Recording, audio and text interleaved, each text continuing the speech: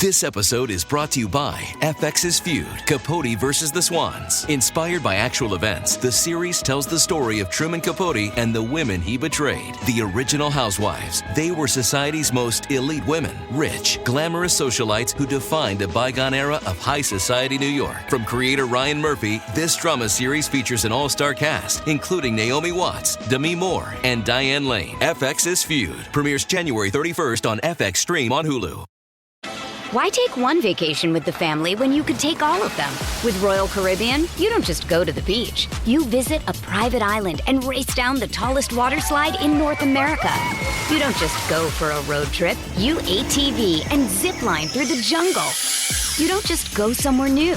You rappel down waterfalls and discover ancient temples. Because this isn't just any vacation. This is all the vacations. Come seek the Royal Caribbean. Ships Registry, Bahamas.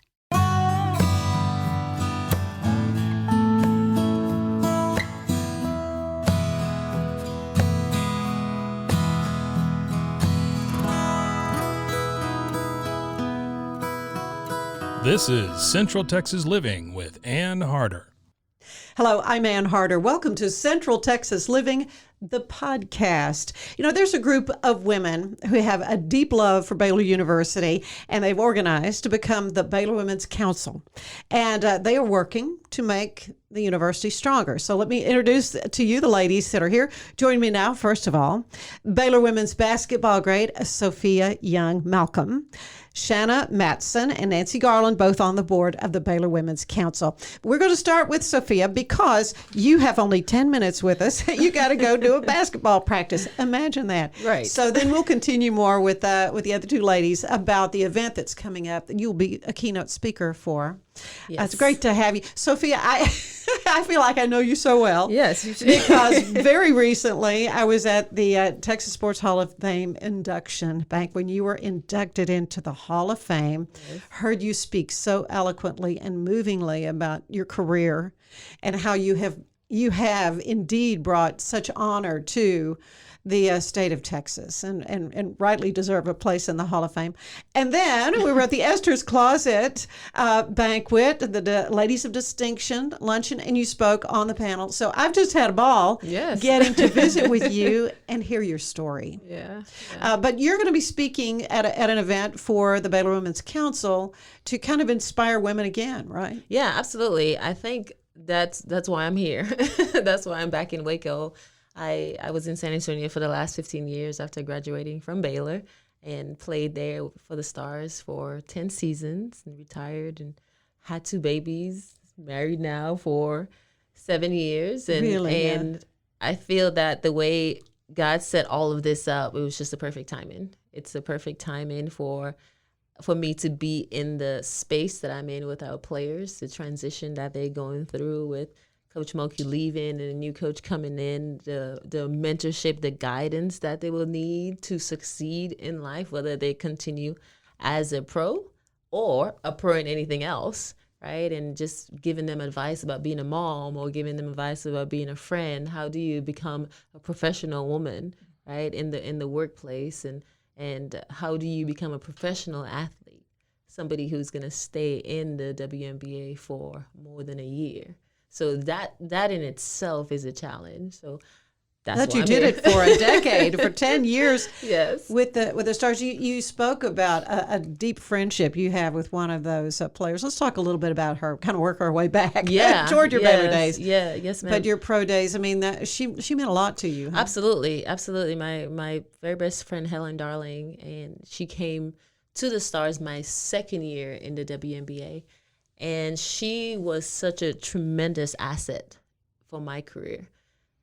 Going pro, you think, okay, I'm talented, right? I'm gifted at this. Oh, and you were. No question about that, girl. Well, thank you. But it takes more than that to sustain a professional career. And it takes people who have been there before to say, hey, this is what you need to do. This is how you need to take care of your body. something that you don't think about in college, right? True. It's everyone is there and they're saying, hey, do this, do this. But in the pro, no one is there to tell you that. You have to just know. You have to just know. Yeah. Because and your body's older. Let's face it. Yes. You know, really. Yes, your body's older. As a rookie, you come in, if the game is at 7, you show up at 6 and okay, I'm good to go. But as you get older, you'll show up at 3, then at 2, because you have to get all these different treatments and making sure that you get enough rest, making sure that you're eating properly. Those things that, again, you don't think about, right? And just making sure that your legs is working properly because there's a back-to-back game that you're going to play, right? Oh, so you did have a lot of that. Oh yeah, I would have like 4 games in a week, or 5 games. Yeah.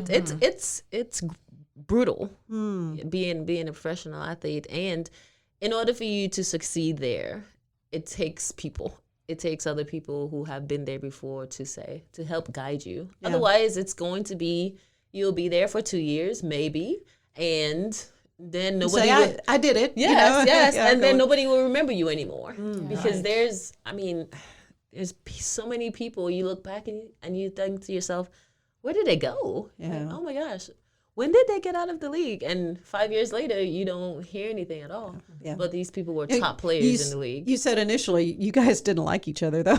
Oh, yes. That was kind of funny. Yes, my friend Helen Darling and I didn't like her at first when I first met her because I felt like she just talked a lot. She had so much to say, and I just thought to myself, just be chill, Yes. But eventually we had great conversations, and as I got to know her, I felt that, hey, this person knows what she's talking about. So maybe I should get to know her better, right? And I realized that she had a heart to make sure that I succeed. We all know in the professional world, there's just some people who want you to succeed and other people who are not so much, right? Mm-hmm. But finding that person who was really looking for your success was beneficial for me. So this is a little more recent history. Let's go back to your beginnings. Yes. Tell us about your childhood. Well, it's a pretty long story and pretty in-depth story. Let's summarize it. We've only got a few minutes, but I think a lot of people who heard your story at the Sports Hall of Fame banquet were stunned. Really, had no idea you came from such poverty. Yes. I came from a third world country, and my mom have 6 of us, and we grew up in a 1-room house that was separated by a curtain, and all of us shared 2 beds, and would have to sleep sideways, and hardly had food, and just water with sugar. It's dinner, and a piece of bread, that was dinner. And having to run to the river or to the beach in the morning to take a bath before heading off to school.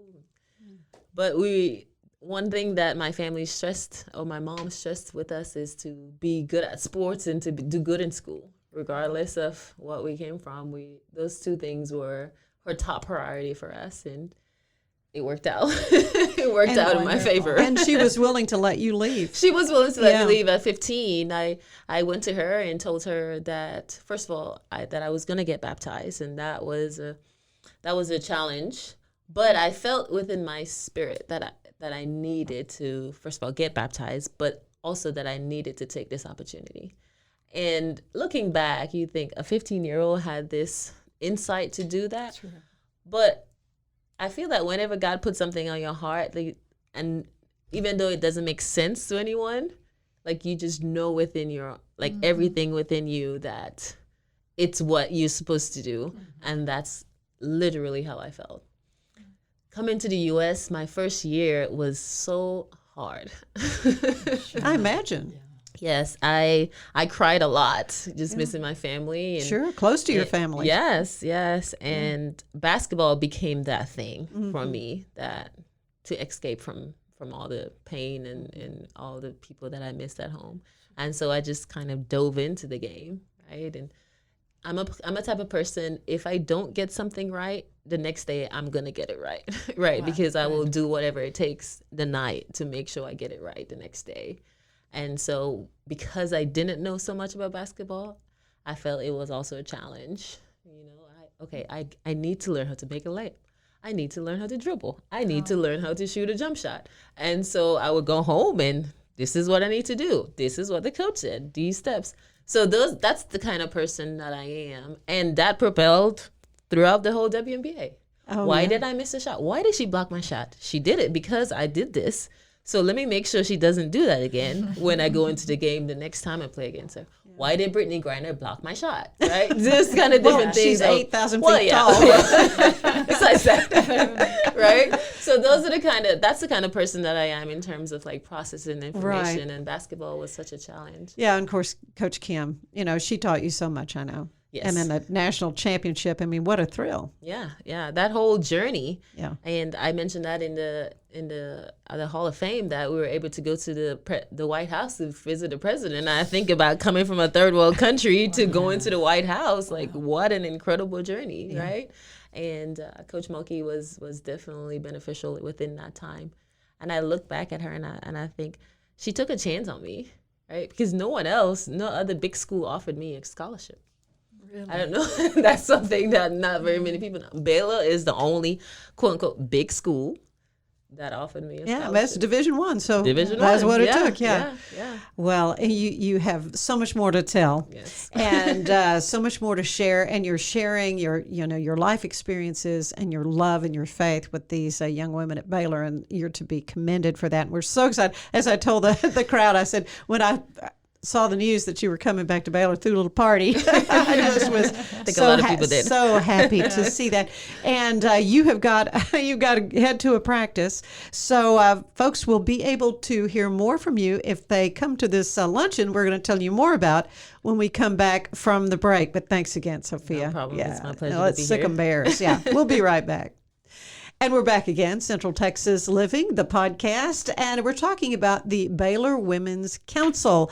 And I got to hear from the wonderful Sophia Young Malcolm as she talks about her life, and she's going to be the keynote speaker for a wonderful event that is coming up right quick. It's going to be on the 14th of September, and I have two members of the board of directors for the Baylor Women's Council, Shanna Mattson, who is president of the board, and Nancy Minter Garland. Yeah. My longtime friend. Yeah, we have a story we won't get into on the tennis court. Yes, but it's lovely to have you both here. So I guess I wasn't all that, and I'm a Baylor grad and love Baylor University along with all of you. But tell me a little bit more about this organization.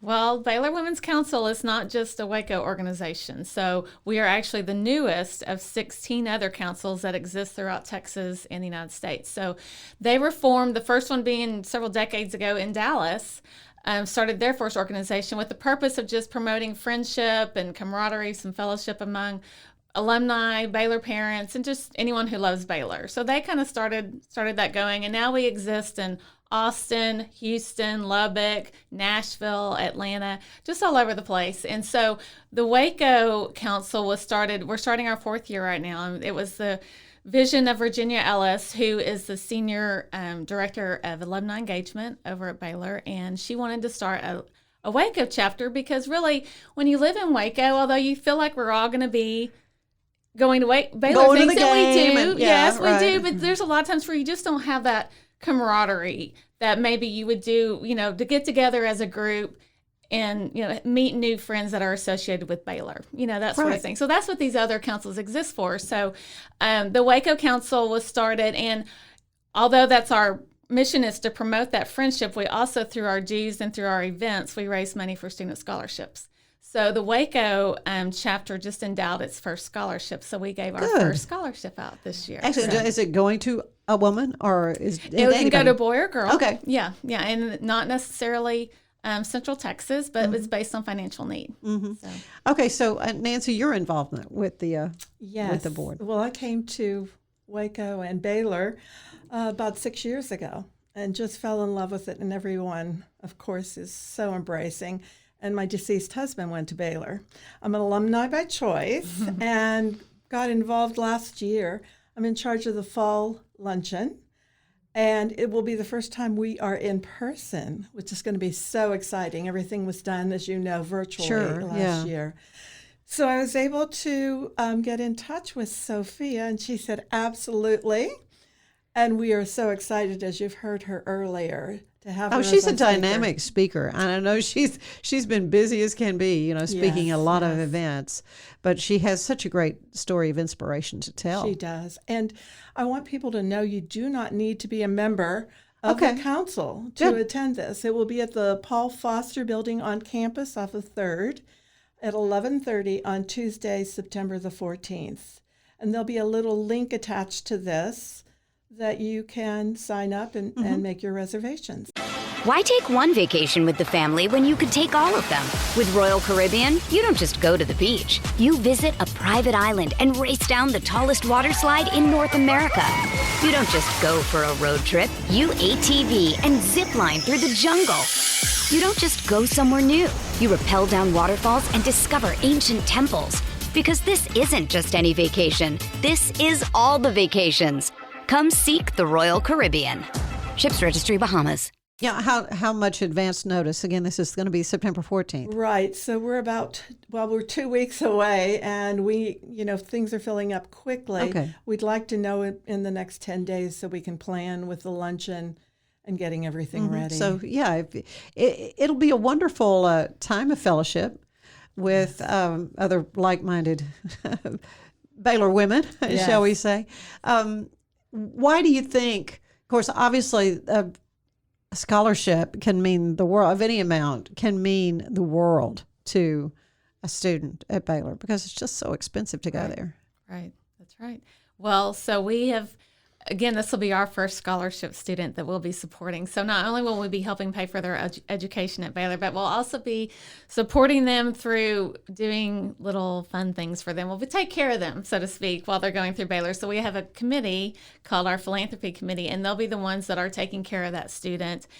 And we might, take them some food, and just check in on them. And then we'll invite them to our events, and he or she will end up speaking at our events. And we've had a Baylor student come from, that came and spoke at an event we had before COVID and tell their, kind of their story and how the money that they had gotten from another Baylor Women's Council helped them to be able to come to Baylor. So these are students that otherwise would likely not be able to get into a school such as Baylor. And to hear their stories, to see them be so thankful and, just so happy to be there, it makes it all worth it. And you realize it even more, and we have over 250 members, and so just we're not trying to ask everyone for $1,000. We're asking you to join, and you can join at the basic level, which is $25. It really doesn't make a difference at what level you join. We also have a free dues for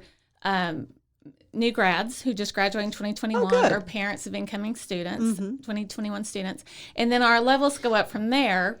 And really all that does is it puts money into our scholarship account. So, but when you come to our events, we usually have a member pricing and then we have a non-member pricing. So you're saving money on the events by being a member of the council. So, yes. Okay, so how could one, you say we'll go to the link and to sign up, the cost for the luncheon, and you say there's optional to join the group. Yes, it's not imperative, and we just want you to know a little bit about what we do. We'll have a welcoming table, and we'll have some other tables available with local businesses, and then just the fellowship. Again, as I felt 6 years ago, people just embracing you, and so you won't be a stranger. I mean, you will find someone to relate to, someone that will come up and visit with you and talk with you. And I think, as Shanna said, just with our scholarship recipient, we're somebody else out there, another contact, just to feel comfortable calling and saying, hey, can I talk? Can we meet for a coffee? Yeah. And that's what this is all about. Yeah. Well, it's funny. We were traveling this summer and dropped our baggage off there at the Southwest check-in counter. And my husband always wears his Baylor gear when we travel, always. And you never know. Somebody, sick or whatever. Or after the men won the championship, man, nice. We were in Sedona in Arizona. Said, nice job with the men.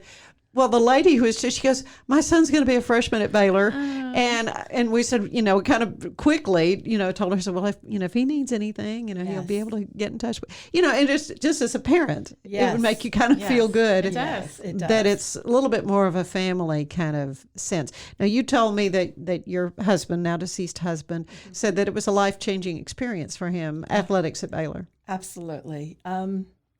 He came from a small East Texas town and had a choice of going to many universities because of his athletic ability, and chose Baylor because of the coaches, especially the track and field coach. And he felt like he was a father to him. I mean, it's emotional just thinking about what he shared with me. And I feel like when students and come to Baylor, and especially our athletes, when you meet someone like Sophia and Nikki, I know too, they are your world. They're there to support you. And my husband just said it made the whole world of difference. It just changed everything about him. So it's really exciting. And that's why I hope people understand that and get involved, especially from the women's aspect. Absolutely. Well, it's going to be a wonderful event. Looking forward to being there as well. But I like to end these visits with a questionnaire. It's similar to the one the late, great James Lipton used on Inside the Actors Studio. So we're going to start off with both of you. What is your favorite word, Shanna? Chocolate. Chocolate. I don't think anybody's ever said that, but I love That's what it. came to mind. Favorite word? Your favorite word? I would say kindness. Kindness. Or what's your least favorite word? I probably can't say it, and I wouldn't want true. to. Well, that's not, I agree it is a with you on that podcast. I guess one. you could, Yeah. but No, thank we are you. Baylor people. So, Right. so it's an okay. unmeant Well, asterisk. I would say hate. Okay. I would agree with that. That's what I was going to say. Yeah. All right. Yeah. What turns you on creatively, spiritually, or emotionally? For me, it's giving of myself. It's really hard for me to accept accolades or compliments, but inside, I just feel so excited and that when I can help others and give of myself. And that doesn't have to be monetarily, anything like that, but just a kind word of saying hello or how are you and acknowledging people. Well, you are that, so I'm going to tell the story. When we met, the first time we met, we were playing tennis, and you were such a good player. I was trying to play real well because I thought, I don't want her to think I'm just a horrible player. And I had gone for a shot I shouldn't have gone for. I made it, though. I made the shot, but I also fell and broke my wrist. Yes. And I'm on the court. You come around and you're sitting on the court with me, and I'm kind of in shock, and everybody's huddling around, what to do. And you were just you were so kind. You were such a wonderful presence. So yeah, you're the epitome of. Well, thank you. That was not a great moment in my life. Well, me either. But it was about this time of year anyway. Yes, it was. Almost exactly. Yes. So anyway, kind of reminds me of that. All right. Yes. So Well, I think for me, I agree with Nancy. I mean, helping others, I think that's what we're called to do, is to do things for others. And I think even as something as small as a smile for somebody, people just need, I think especially today, people need somebody there for them, either to help them physically, emotionally, mentally, whatever, spiritually. People need each other these days. So I think that's what we all need to do, is just be there for each other. So then what turns you off spiritually or emotionally? Not Creatively. hearing two sides to a story. Only seeing one side. Yeah. And not listening. There's more to someone. the story. Exactly. Yes.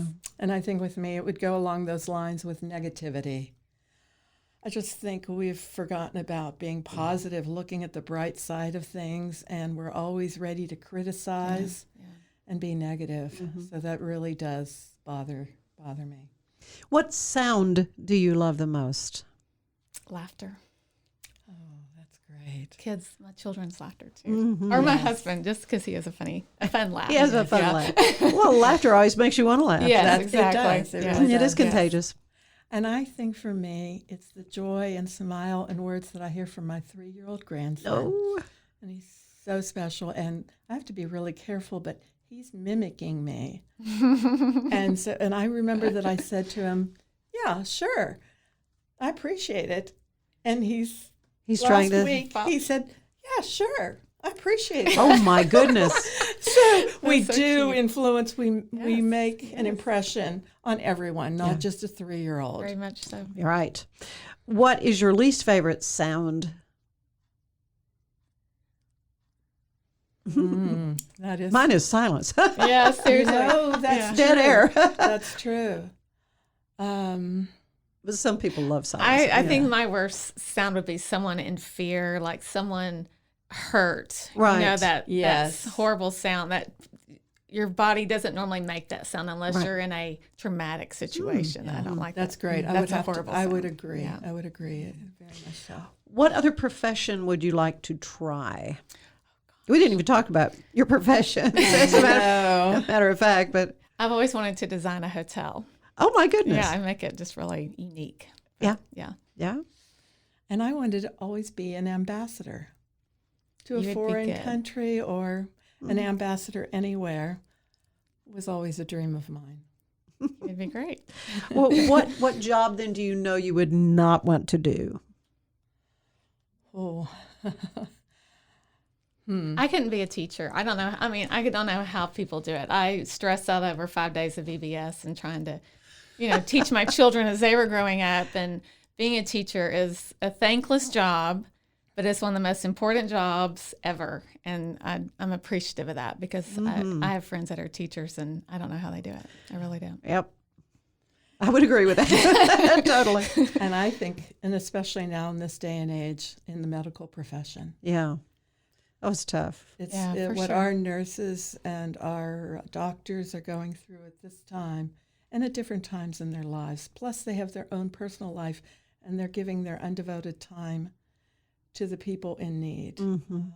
Yeah. It would be very difficult. Very for me. stressful. Yeah, that would be tough. All right. Finally, what do you want to hear God say to you as you arrive at the pearly gates? Well, I want to hear him say, well done. And welcome. Yes, and welcome. Exactly. Come on in. Yeah, but I hope he says well done. But yeah, Yes, and welcome. and just that hug. Yeah. I got Yeah. that feeling. Yes. Yeah. You're where you belong, huh? Yes. Yes. Well, and you will exactly. get that feeling, and what a segue, if you come to the Baylor Women's Council luncheon on the 14th at Baylor. It's going to be at the Paul Foster, the business building. Yeah, second floor. On the second floor. Mm-hmm. Big room, so you can have a lot. How many folks are you anticipating? Probably around 200. Good. And again, why don't you just give the website? Do you know it off I the know top the of your head? website. Okay. Yes. Okay. And go ahead. Okay. Well, to join or to find out more about the Sophia Young event, it's baylor.edu/Women's Council membership. That will take you to the membership form if you want to join, but then there's a tab at the top left that says events, and you can scroll down to the Coming Home with Sophia Young Malcolm event. So that will have tickets, and if you do want to join, that will all be right there on that Go ahead and page. just do it all right there. Yes. Very good. Thank you And both. I just want to say, anyone that's listening out there and you end up coming, please introduce yourself to Shanna or myself. We'd love to meet definitely. you in person and welcome you, whether you become a member or just come to the luncheon. We'd be pleased to meet you. Very good. Thank you both. Nancy you. Garland, Shanna Mattson. Thank you for Oh, you're doing all good. Thank you. And thank you for joining us. Central Texas Living is part of the Rogue Media Network family. Be sure to check out their other shows at roguemedianetwork.com. Please rate us 5 stars on iTunes and anywhere else you get your podcasts. Join us again soon for more Central Texas Living, the podcast.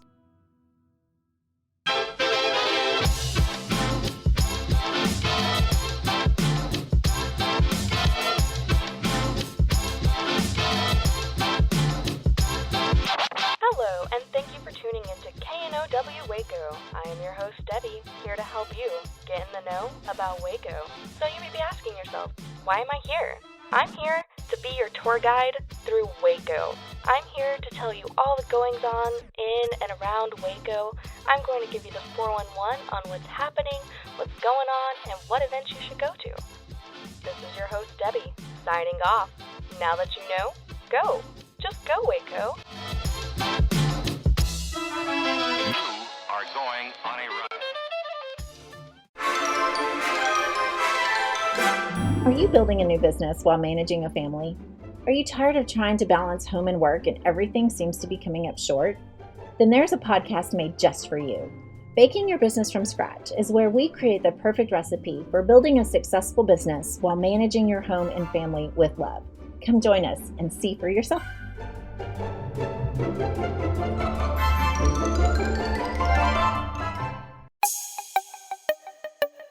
This has been a Rogue Media podcast.